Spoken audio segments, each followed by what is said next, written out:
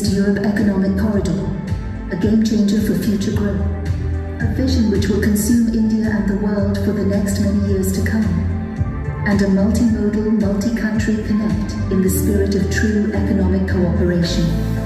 Set to rival other endeavours such as the Belt and Road Initiative, the corridor will unleash unprecedented and transformative connectivity, trade and international economic collaboration. To explore this mega initiative in depth, we have with us an esteemed panel. And to bring out the defence perspective, retired Commander Sandeep Dhawan of the Indian Navy will offer insights on maritime security and implications for the corridor. I'll just take on Commander Dhawan.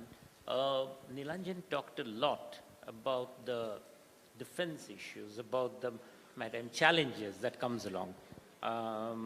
What are your first thoughts that come along in this perspective? We are talking about a very, of course, it could be a temporary thing, but at least something that's the temperatures are really very high in and around the Arabian Sea and going further into Red Sea. Yeah, hi, good morning, everybody. It's a pleasure and honor to be here. I would rather actually come back towards India and then we move towards the Middle East. That will be a better way of talking about it. So as India, I think all of us, we believe that we are moving towards a 5 trillion economy. So how are we going to achieve? The government of India has kept a target of 2 trillion export target for 2030. So how that is going to be part of the 5 trillion economy, because as of today we are exporting only 451 billion to the world. For that we have started initiative which is 12 industrial corridors at the cost of 28,600 crores are being developed, and the target is 2030. So that is the main thing, because that is coinciding with the IMEC.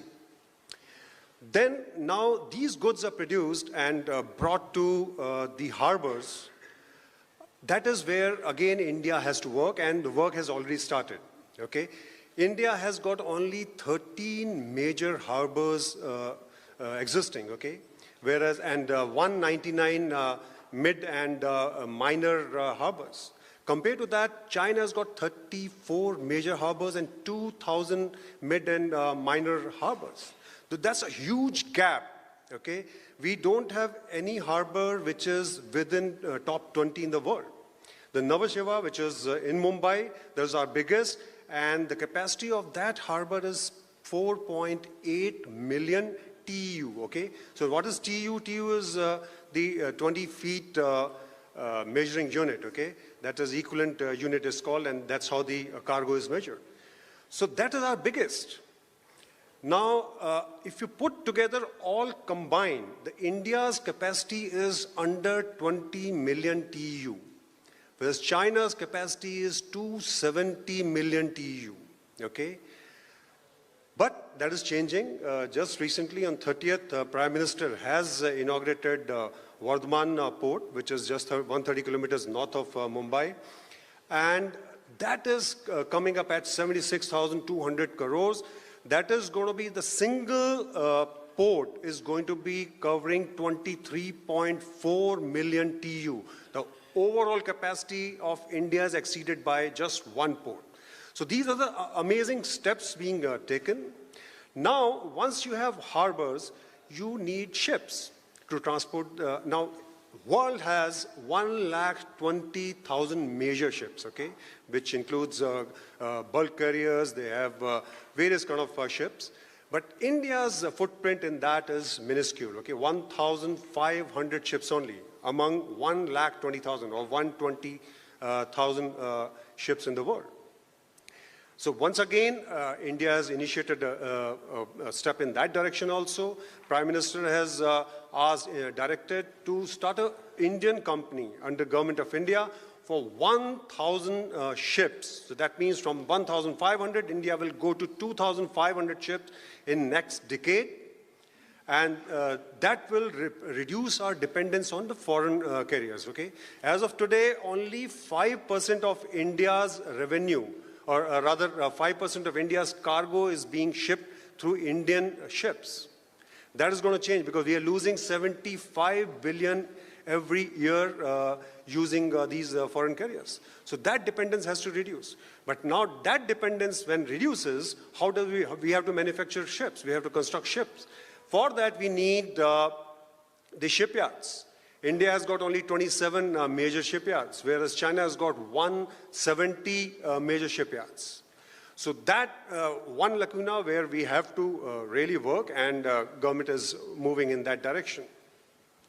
Now, when you ship these goods to Middle East, so the major issue in this is providing security. As both of our eminent panelists have said, that the problem is crossing the Gulf above Oman, where Oman Sea and then Hormuz choke point.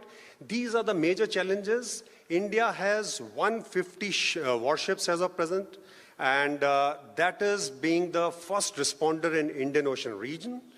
Now we are moving towards 175 warships.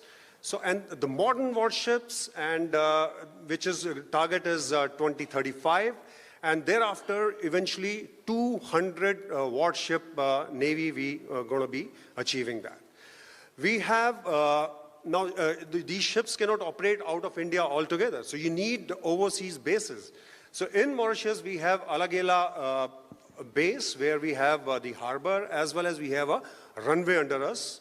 Recently, with Oman, the Duqm base, we already had the logistic arrangement for Indian Navy. Now we have a special zone for us there. China has sabotaged our acquisition in Seychelles, in the Assumption Island, but we are still working on that. As well as we were working on a base in Indonesia, Sabang, but that also under pressure from China, it's not being fructified.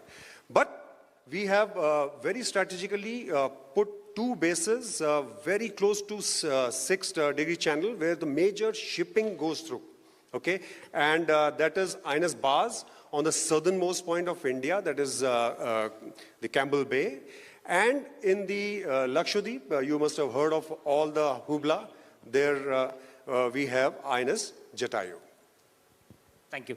That's quite a good overview of, especially I like the numbers that you reeled out about the difference between our current capacity and and what is needed, which makes the audience feel that yes, IMEC is here.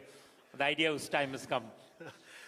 I personally feel that if IMEC has to succeed, the international north-south economic corridor, okay, INSTC, that also has to succeed, okay? West has to understand that if INSTC succeeds, okay, that is passing through Iran, that is going via various routes to Russia, and India is the only window to these two nations for West, not China, okay? We can hear them, we can put their perspective across to you.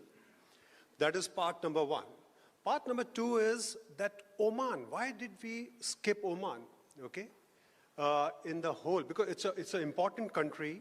They have a whole Oman Sea there, and they have a couple of very important ports there, okay? The Salalah port, which is at the mouth of Red Sea, their revenue is down by 22%.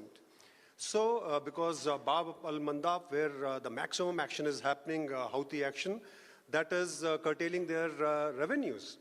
Now, they don't have very good relationship with Israel, though they were the first people to invite Israeli leadership to their country in the Middle East. Their relationships have improved with the UAE. They have a good rail network with Abu Dhabi. So, and they have a Sohar port, which is equivalent to Fajuria port, just below, about 40 miles. and that is well connected to Abu Dhabi. So why we have not taken this country on board, that would be a very, very crucial thing. So these 2 points would change, there will be a paradigm shift in the whole region if we look into these 2 points. We'll have to wind up here, but thanks from my side to the distinguished panel, and thanks a lot to the audience. A big round of applause for them.